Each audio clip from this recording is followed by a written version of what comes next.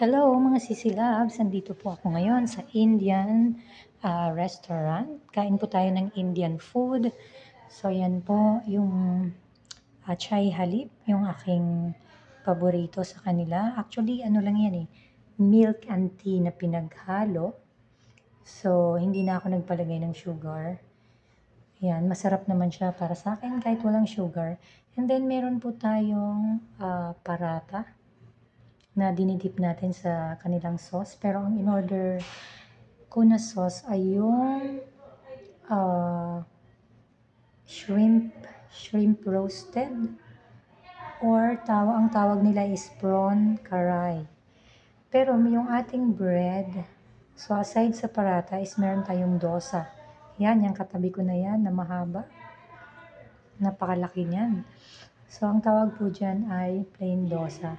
Pero ito, yan, yung crunchy na yan, ang tawag po dyan ay papadam. Papadam. Iba yung mga pangalan nila, no? So, masarap siya, crunchy, malasa. Naalala ko tuloy yung salbaro. Salbaro, nung elementary ako, naku, ang sarap nun. Yung gawa sa kamuting kahoy.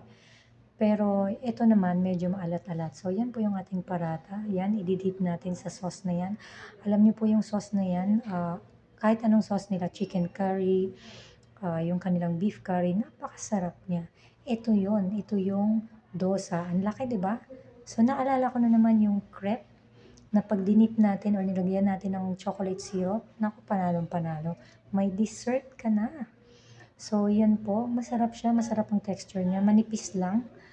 So, hindi siya mabigat sa tiyan. Actually, yung parata, yun pa yung mas mabigat sa tiyan. And then, meron tayo isang bread dyan, yung triangle na bread na malaki din. Nako, ayan po. Yan.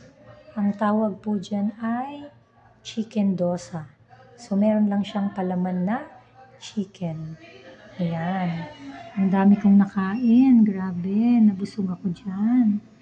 Actually, ngayon lang ako nakatikim nitong dosa. Kasi lagi namin in-order is parata and yung mga beef curry nila, chicken curry, at iba't ibang may sauce. So, magaling talaga sila pagdating sa sauce. Madami silang ingredients at saka malasa. Sauce palang ulam na. So, pag nilagay mo yan sa kanin, nako, ang sarap na ng pagkain. So, wala lang sila masyadong veggies. Ibang klase ang kanilang mga veggies. Unlike sa atin na maraming klaseng veggies, yun lang. Kasi naghahanap ako ng veggies. Kaso, parang ibang klase yung pagkaluto at hindi madami. Kukunti lang. So, mas masos talaga. Thanks for watching!